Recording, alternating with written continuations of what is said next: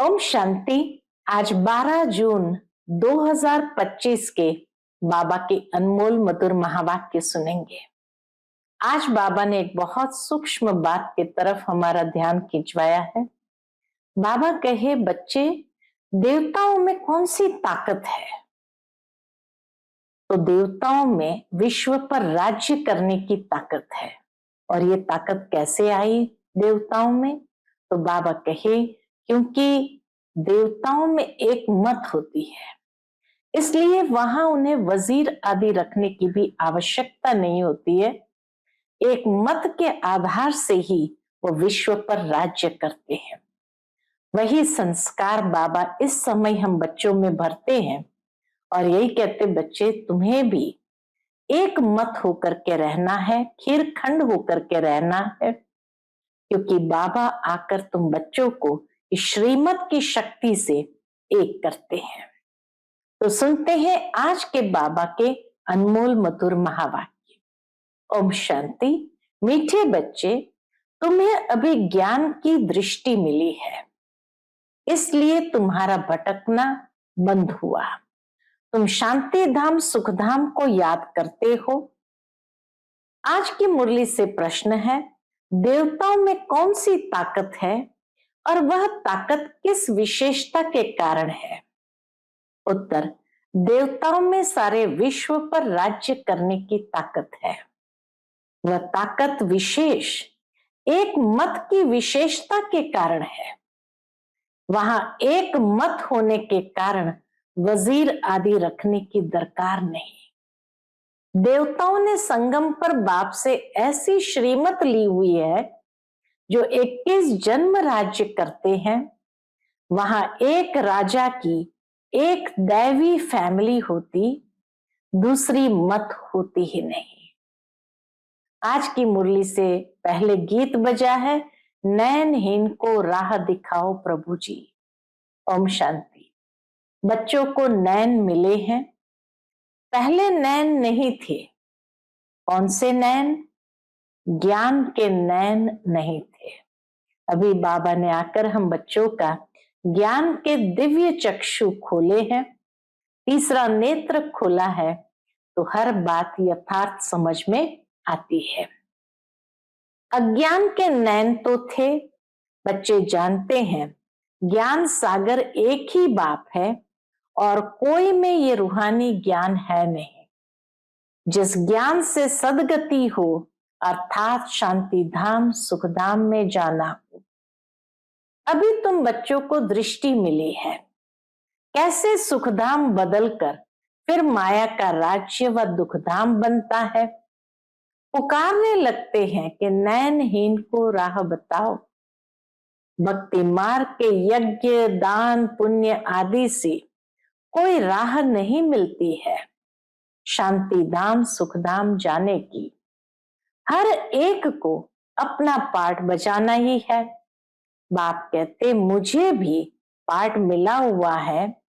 भक्ति मार्ग में पुकारते हैं, मुक्ति जीवन मुक्ति की राह बताओ। उसके लिए कितने यज्ञ तप दान पुण्य आदि करते हैं, इतना भटकते हैं। शांति धाम सुखधाम में भटकना होता ही नहीं, यह भी तुम जानते हो। वह तो सिर्फ शास्त्रों की पढ़ाई और जिस्मानी पढ़ाई को ही जानते हैं, इस रूहानी बाप को तो बिल्कुल जानते ही नहीं। रूहानी बाप ज्ञान तब आकर देते हैं जबकि सर्व की सदगति होती है। पुरानी दुनिया बदलनी होती है, मनुष्य से देवता बनते हैं, फिर सारी सृष्टि पर एक ही राज्य होता है देवी देवताओं का, जिसको ही स्वर्ग कहते हैं। यह भी भारतवासी जानते हैं। आदि सनातन देवी देवता धर्म भारत में ही था। उस समय कोई और धर्म नहीं था। तुम बच्चों के लिए अभी है संगम युग, बाकी सब है कलयुग में। तुम पुरुषोत्तम संगम युग पर बैठे हो। जो जो बाप को याद करते हैं, बाप की श्रीमत पर चलते हैं, वह संगम युग पर है, बाकी कलयुग में है। अभी कोई सॉवरेनिटी किंगडम तो है नहीं, अनेक मतों से राज्य चलता है।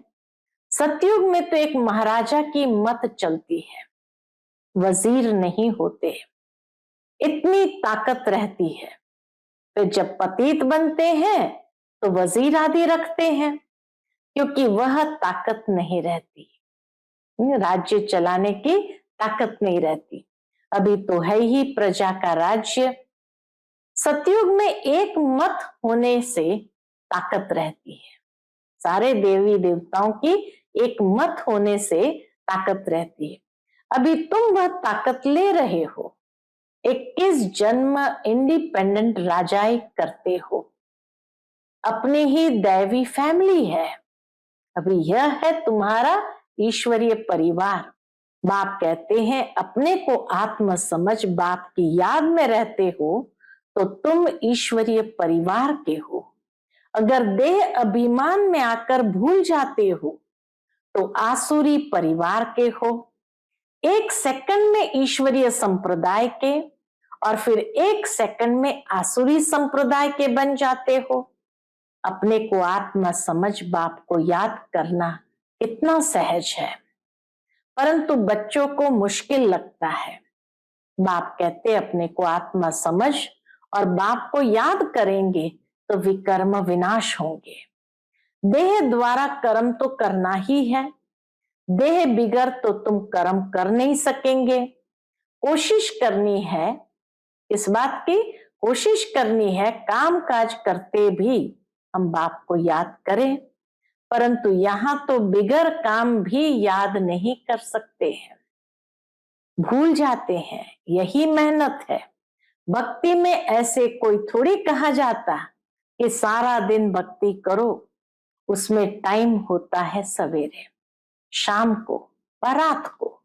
भक्ति मार्ग में भी टाइम फिक्स किया होता है, सवेरे शाम व रात को।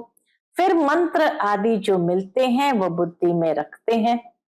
अनेक अनेक शास्त्र है भक्ति मार्ग में, मनुष्य को समय फिक्स है भक्ति करने का। फिर जो मंत्र मिला होता है वो बुद्धि में रहता है। अनेक अनेक शास्त्र है, वह भक्ति मार्ग में पढ़ते हैं। तुमको तो कोई पुस्तक आदि नहीं पढ़ना है, न बनाना है।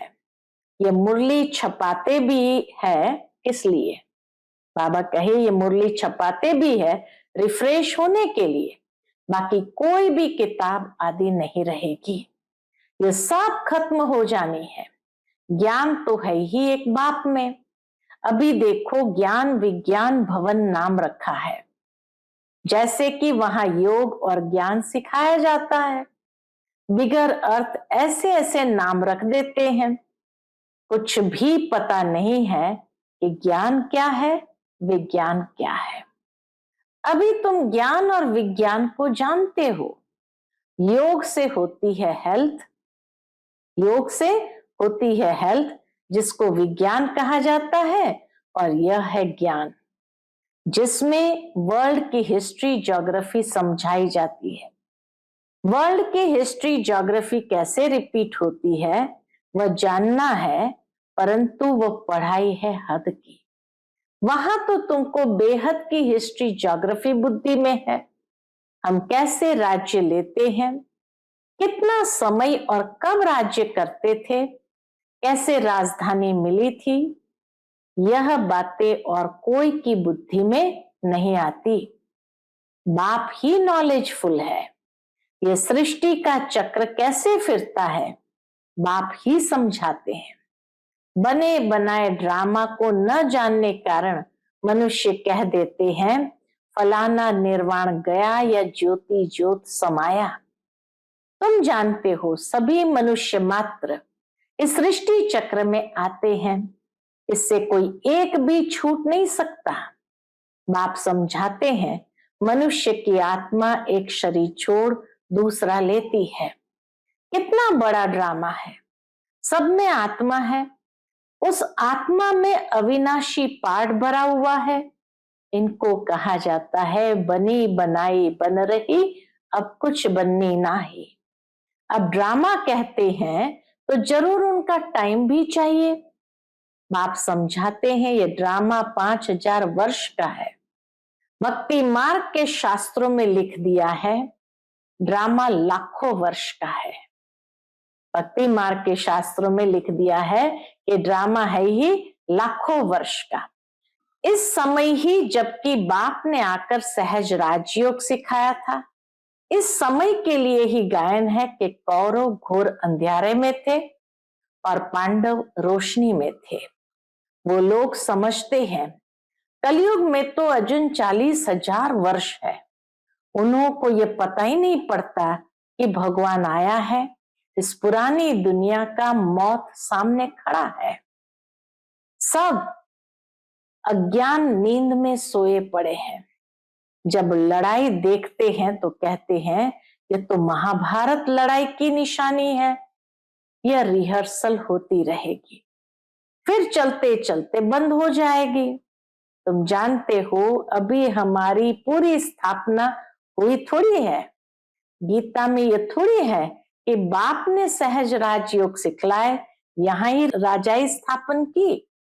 गीता में तो प्रलय दिखाती है, दिखाते हैं और सब मर गए, बाकी 5 पांडव बचे। वह भी, वो 5 पांडवों का भी क्या हुआ? बाबा के वह भी पहाड़ों में जाकर गल मरे। यही दिखा दिया कि 5 पांडव बचे, बाकी सब मर गए और उनका भी क्या हुआ? वह भी पहाड़ों पर जाकर गल मरे। राजयोग से क्या हुआ? कुछ भी पता नहीं है। बाप हर एक बात समझाते रहते हैं, वह है हद की बात, हद की रचना, हद के ब्रह्मा रचते हैं, पालना भी करते हैं, बाकी प्रलय नहीं करते। स्त्री को एडॉप्ट करते हैं, बाप भी आकर एडॉप्ट करते हैं, कहते हैं मैं इनमें प्रवेश कर बच्चों को नॉलेज सुनाता हूं, इन द्वारा बच्चों को रचता हूं। बाप भी है, फैमिली भी है। यह बातें बड़ी गुह्य है, बहुत गंभीर बातें हैं, मुश्किल कोई की बुद्धि में बैठती है। अब बाप कहते हैं पहले पहले तो अपने को आत्मा समझो। आत्मा ही एक शरीर छोड़ दूसरा लेती है। शरीर पर ही भिन्न भिन्न नाम पड़ते हैं, नाम रूप फीचर सब भिन्न भिन्न है। एक के फीचर्स दूसरे से न मिले। हर एक आत्मा के जन्म जन्मांतर के अपने फीचर्स है। अपनी एक्ट ड्रामा में नूंदी हुई है, इसलिए इनको बना बनाया ड्रामा कहा जाता है। अभी बेहद का बाप कहते हैं मुझे याद करो तो विकर्म विनाश हो। तो हम क्यों न बाप को याद करें? यही मेहनत की बात है। तुम बच्चे जब याद की यात्रा में बैठते हो तो माया के तूफान आते हैं, युद्ध चलता है, उससे घबराना नहीं है। माया घड़ी घड़ी याद को तोड़ेगी। संकल्प विकल्प ऐसे ऐसे आएंगे जो एकदम माथा खराब कर देंगे। तुम मेहनत करो। बाप ने समझाया है इन लक्ष्मी नारायण की कर्मेंद्रियां वश कैसे हुई। यह संपूर्ण निर्विकारी थे। यह शिक्षा इन्हों को कहां से मिली? अभी तुम बच्चों को यह बनने की शिक्षा मिल रही है। फिर से लक्ष्मी नारायण बनने की शिक्षा मिल रही है। इनमें कोई विकार नहीं होता। वहां रावण राज्य ही नहीं, पीछे रावण राज्य होता है। रावण क्या चीज है ये कोई भी नहीं जानते। ड्रामा अनुसार यह भी नूंद है। ड्रामा के आदि मध्य अंत को नहीं जानते हैं, इसलिए ही नेति नेति करते आए हैं। बाबा कहे ड्रामा के आदि मध्य अंत को कोई नहीं जानते, इसलिए नेति नेति करते आए हैं। अभी तुम स्वर्गवासी बनने के लिए पुरुषार्थ कर रहे हो। ये लक्ष्मी नारायण स्वर्ग के मालिक है ना, इन्हों के आगे माथा टेकने वाले तमो प्रधान कनिष्ठ पुरुष है। बाप कहते पहले पहले तो एक बात पक्की कर लो। कौन सी एक बात पक्की करनी है? अपने को आत्मा समझ बाप को याद करो। इसमें ही मेहनत है। जैसे 8 घंटे सरकारी नौकरी होती है ना, अभी तुम बेहद की सरकार के मददगार हो। बाबा ने आज नया स्वमान हमें दे दिया कि तुम बेहद की सरकार के मददगार हो। तो क्या करना पड़ेगा? जैसे उस गवर्नमेंट में 8 घंटे की नौकरी होती है, तो बाबा कहे तुम बेहद के सरकार के मददगार हो, तुमको कम से कम 8 घंटा पुरुषार्थ कर याद में रहना है। यह अवस्था तुम्हारी ऐसी पक्की हो जाएगी जो कोई की भी याद नहीं आएगी। 8 घंटे का अगर पुरुषार्थ होगा तो फिर ऐसी पक्की अवस्था हो जाएगी जो कोई की भी याद नहीं आएगी। बाप की याद में ही शरीर छोड़ेंगे, फिर वही विजयी माला के दाने बनेंगे। एक राजा की प्रजा कितनी ढेर होती है, यहां भी प्रजा बननी है।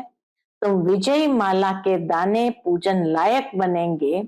16,108 की माला भी होती है, एक बड़े बॉक्स में पड़ी रहती है। 16,108 की माला साकार बाबा की देखी हुई कि बड़े बॉक्स में पड़ी रहती है। 8 की माला है, 108 की भी है, अंत में फिर 16,108 की भी बनती है। तुम बच्चों ने ही बाप से राजयोग सीख सारे विश्व को स्वर्ग बनाया है, इसलिए तुमको पूजा जाता है। तुम ही पूज्य थे, फिर पुजारी बने हो। ये दादा कहते हैं, हमने खुद माला फेरी है। 16,108 वाली माला बाबा ने खुद फेरी है। लक्ष्मी नारायण के मंदिर में यूं तो रुद्र माला होनी चाहिए। तुम पहले रुद्र माला फिर रुंड माला बनते हो।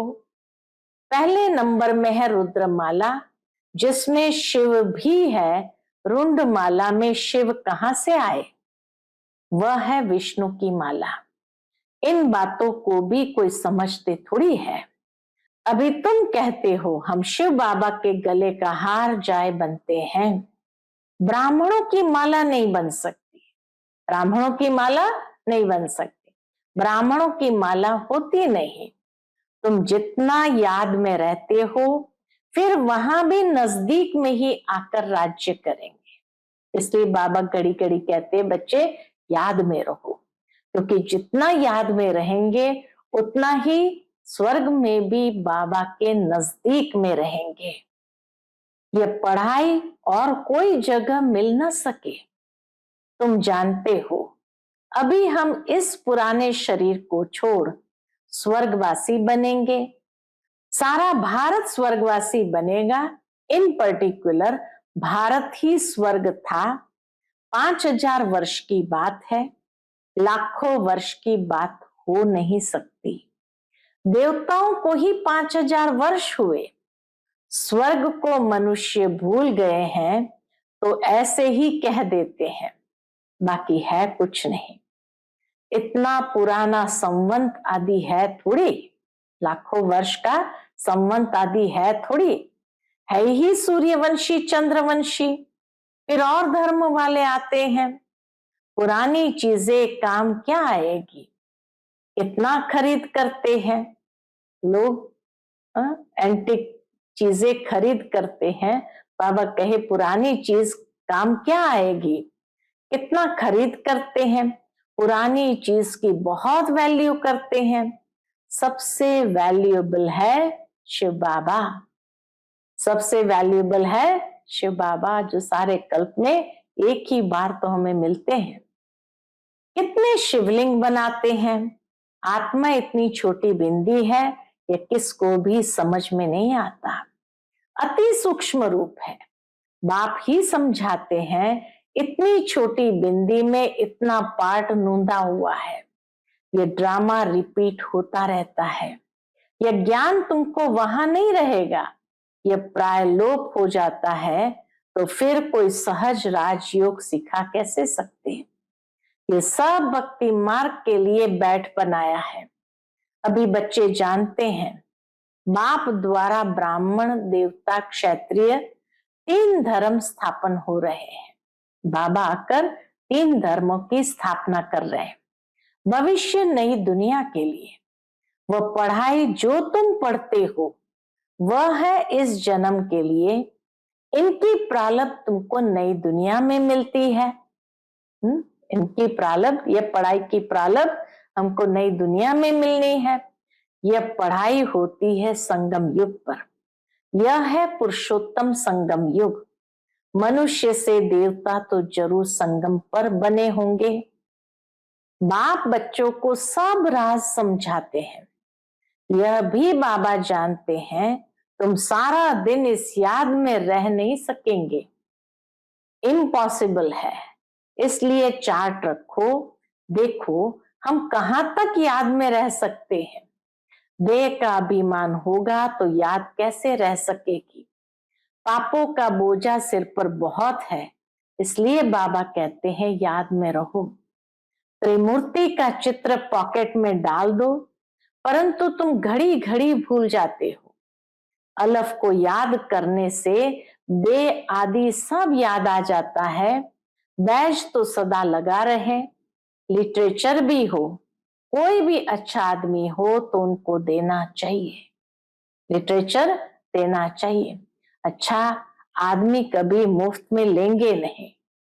बोले इसका क्या पैसा है, बोलो ये गरीबों को तो मुफ्त में दिया जाता है, गरीबों को मुफ्त में दिया जाता है। बाकी जो जितना दे, रॉयल्टी होनी चाहिए, मांगना नहीं है। बाबा कहे कहना चाहिए तो हम फ्री में बांटते हैं, बाकी आप जितना दे सको दे दो। तुम्हारी रस्म रिवाज दुनिया से बिल्कुल न्यारी होनी चाहिए। रॉयल आदमी आप ही कुछ न कुछ दे देंगे। यह तो हम सबको देते हैं कल्याण के लिए। कोई पढ़कर भी तुमको पैसे भेज देंगे। बाबा कहे कोई पढ़कर भी तुमको पैसे भेज देंगे। खर्चा तो तुम करते हो ना। बोलो हम अपना तन मन धन भारत की सेवा में खर्च करते हैं, तो इसीलिए जो समझदार होंगे वो भेज देंगे। अच्छा मीठे मीठे सिकिलते बच्चों प्रति माता पिता बाप दादा का याद प्यार और गुड मॉर्निंग। रूहानी बाप की रूहानी बच्चों को नमस्ते। हम सब रूहानी बच्चों की रूहानी माता पिता बाप दादा को याद प्यार गुड मॉर्निंग और नमस्ते नमस्ते। शुक्रिया बाबा, शुक्रिया। आज की मुरली से धारणा के लिए मुख्य सार है। पहली पॉइंट, इस बेहद की सरकार को मदद करने के लिए कम से कम 8 घंटा याद में रहने का पुरुषार्थ करना है। याद में जो माया विघ्न डालती है उससे घबराना नहीं है। दूसरी पॉइंट, इस पुरुषोत्तम संगम युग पर ईश्वरीय संप्रदाय का बन ईश्वर की मत पर चलना है।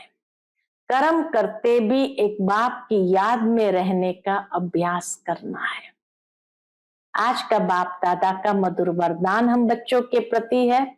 अंतर्मुखता की गुफा में रहने वाले देह से न्यारे देही भव।